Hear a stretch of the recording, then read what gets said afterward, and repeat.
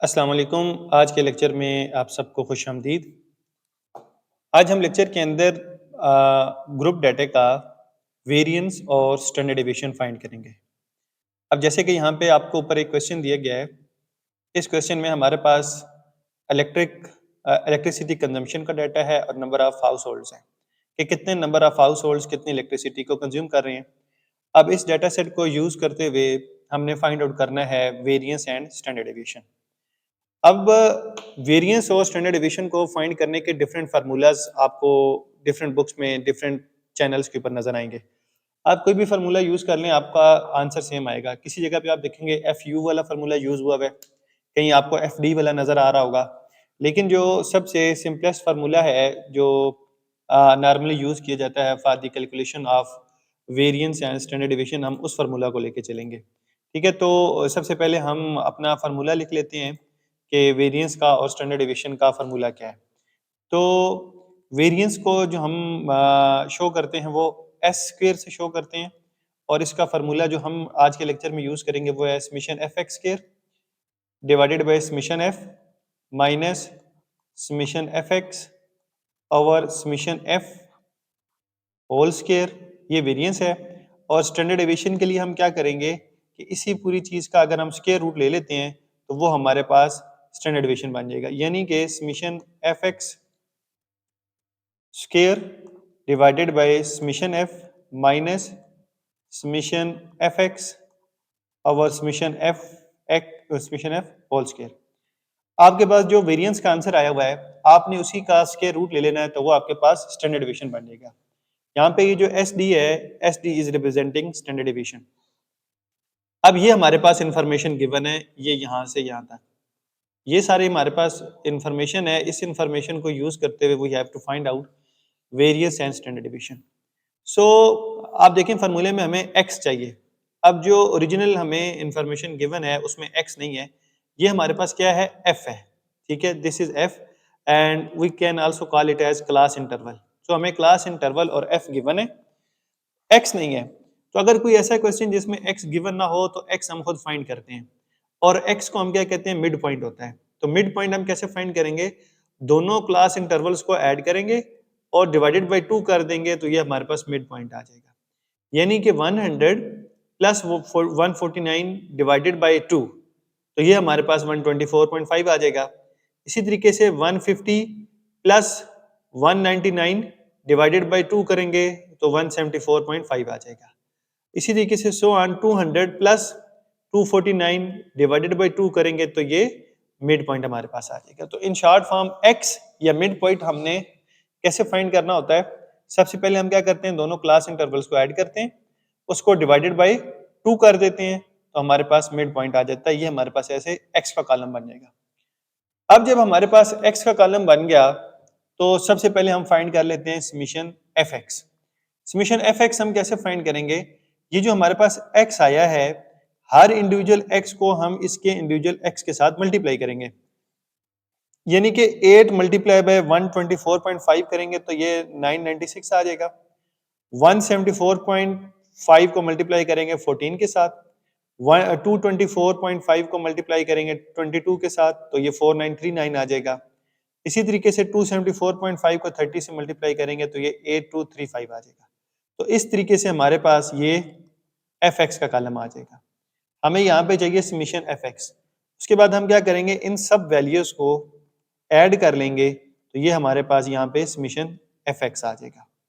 Summation F कैसे आएगा, जितनी भी ये फ्रीक्वेंसीज हैं इन सब फ्रीक्वेंसीज को ऐड करेंगे तो समेशन एफ आ जाएगा, उसको यहाँ पे पुट कर देंगे। अभी हम कैलकुलेशन कैसे है, ये स्केयर कब लेना है, ये उसमें नहीं जा रहे, फिलहाल जो अंदर ये वैल्यूज हैं उनको फाइंड आउट कैसे करना है वो कर रहे हैं। अब यहाँ पे लेफ्ट हैंड साइड पे हमें चाहिए एफ एक्स स्केयर। अब इसके दो ऑप्शन हैं आपके पास। एक ऑप्शन ये है कि जो आपके पास ये x आया है, इसका यहाँ पे आप अलग से एक कॉलम बनाएं एक्स स्क्वायर का, जिसमें आप पहले 124.5 का स्क्वायर लें, 174.5 का स्क्वायर लें, 224.5 का स्क्वायर लें और यहाँ लिखते चले जाएं।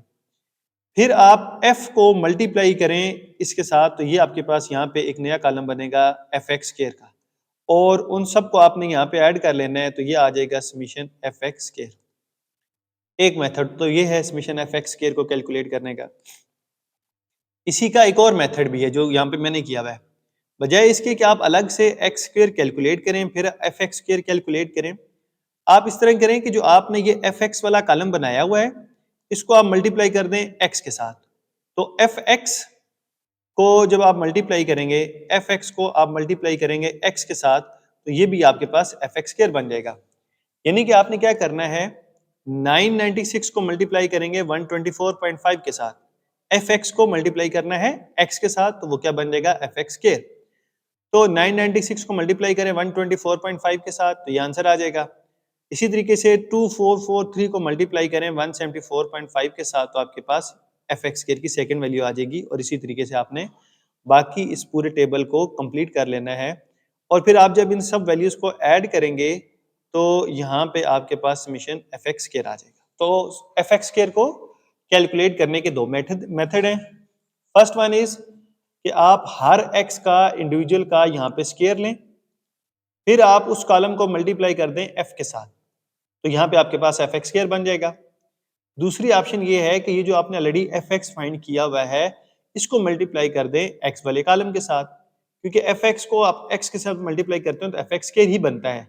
तो इन वैल्यूज को हर इंडिविजुअल एक्स के साथ मल्टीप्लाई करते चले जाएं तो ये आपके पास एफ एक्स स्क्वायर आ जाएगा। अब हमारे पास सारी कैलकुलेशन हो चुकी है, अब हमने यहाँ पे वैल्यूज को पुट करना है। अब वेरिएंस में सबसे पहले क्या है, sum of f x square. Sum of f x square आपके पास क्या आया है, 978250 divided by sum of f, और सम ऑफ एफ आपके पास कितना है 120 minus summation f x. Summation f x कितना आया है 32940 divided by sum of f, और वो कितना है 120 और इसका स्क्वायर। अब यहाँ पे ये बात याद रखनी है, आपने पहले इसको इससे डिवाइड करना है, जो आंसर आ जाएगा उसका स्क्वायर लेना है।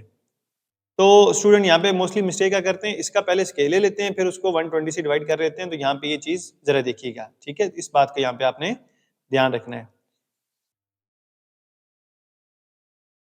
अच्छा, अभी जब आप इसको इससे डिवाइड करते हैं 978250 को 120 के साथ, तो ये आपके पास आ जाएगा 81517.08, और इसको जब आप इसके साथ डिवाइड करते हैं तो ये आ जाता है 274.5। अभी आपने इसका होल स्क्वायर लेना है, फिर जो आंसर आ जाएगा उसको इसमें से माइनस करना है। तो S square is equal to 81517.08, और इसका जब हम स्केल लेते हैं तो वो आता है 75350.02। और जब आप इन दोनों को माइनस करेंगे, इन दोनों का डिफरेंस लेते हैं, तो हमारे पास जो वेरिएंस का फाइनल आंसर आता है दैट इज 6166.83।